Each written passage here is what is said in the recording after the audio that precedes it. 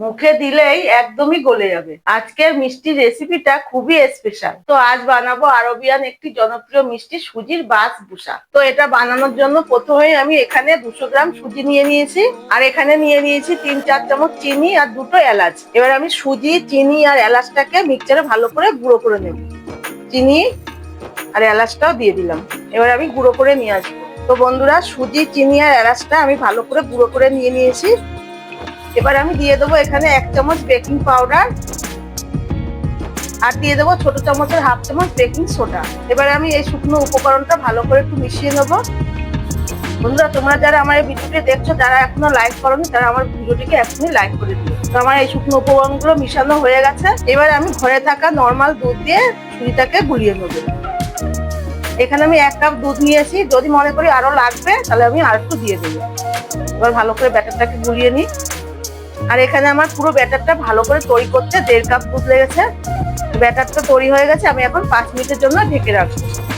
এখানে আমি 1 বাটি চিনি নিয়ে নিচ্ছি, আর দিয়ে দেবো 1 বাটি জল।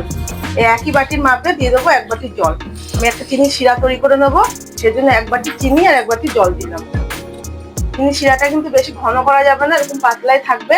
চিনিটা একটু গলে যাবে, শিরাটা নামিয়ে দিতে হবে, বেশি রাখলে ঘন হয়ে যাবে শিরাটা। চিনি শিরাটা হয়ে এসছে, আমি এখানে একটু অর্ধেক পাতিলেবুর রস দিয়ে দেবো। পাতিলেবুর রসটা দিলে শিরাটা বেশ পাতলা থাকবে, ওর জন্য আমি এই পাতিলেবুর রসটা দিয়ে দিলাম। এই যে শিরাটা হয়ে গেল, এখন আমি এটা নামিয়ে নেবো। এবার আমি সুজির ব্যাটারটাকে দেখে নেবো কেমন হলো।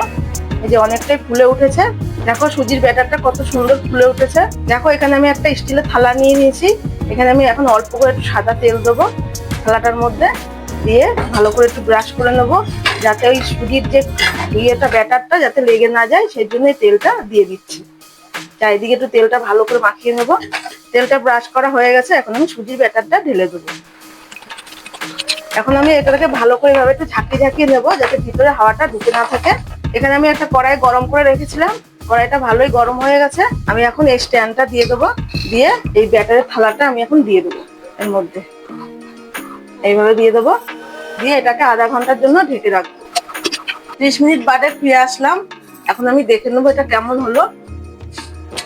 দেখো কত সুন্দর ফুলে গেছে। এরকম একটা কাঠি দিয়ে আমি দেখে নেবো ভিতরটা কেমন হলো। দেখো কত সুন্দর হয়েছে, কাঠি দিয়ে একটু লেগে নেই। এখন এটা আমি নামিয়ে নেবো। নামিয়ে নিয়ে একটু ঠান্ডা করে ফিরে আসছি। দেখো এটাকে আমি ঠান্ডা করে নিয়েছি, এখন আমি এটাকে একটা প্লেটে তুলে নেবো। এবার আমি এটাকে উল্টে দেবো প্লেটের উপরে। দেখো কত সুন্দর হয়েছে, আর প্লেটের থেকে কত সুন্দর উঠে গেছে।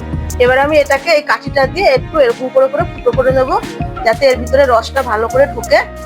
এই জিনিসটা এতটাই সুন্দর না, খেলে একদম মুখের সাথে মিলিয়ে যাবে। এখন আমি এটাকে কেটে নেবো লম্বা লম্বা করে, এইভাবে চোখো চোখো করে কেটে নেবো। এখন আমি এখানে যে চিনির রসটা করে রেখেছিলাম সেটা এখন দিয়ে দেবো। এইভাবে চারিদিক দিয়ে ঘুরিয়ে ঘুরিয়ে দিয়ে দেবো। এইভাবে দিতে দিতে দেখবে আস্তে আস্তে সব টেনে নেবে। তোমরাও একদিন এইভাবে বাড়িতে বানিয়ে দেখো, তোমাদের কেমন লাগলো আমাকে কমেন্ট করে জানিও। সত্যি বলছি বন্ধুরা, এই জিনিসটা এতটাই সুন্দর হয়, এতটাই ভালো লাগে খেতে, মুখে দিলে পুরো মিলিয়ে যাবে একদম মুখে। এই যে দেখো চিনির রসটা দেওয়াতে কতটা সুন্দর টেনে নিয়েছে, ভিজে একটা রসালো রসালো ভাব হয়ে এসছে। এবার আমি এটাকে একটা প্লেটে তুলে নেবো। তো তোমাদেরকেও একটা কেটে দেখাই কেমন হলো ভিতরটা। দেখো তোমাদেরকে দেখাই কতটা এই যে খুশি হয়েছে, আর দেখো কতটা নরম হয়েছে, সফট হয়েছে ভিতরটা। তো তৈরি হয়ে গেল আরবিয়ান জনপ্রিয় মিষ্টি সুজির বাসবুসা। তো ভিডিওটি যদি ভালো লেগে থাকে একটা লাইক, শেয়ার, কমেন্ট করতে ভুলো না, আর চ্যানেলটিকে একটা সাবস্ক্রাইব করে দিও।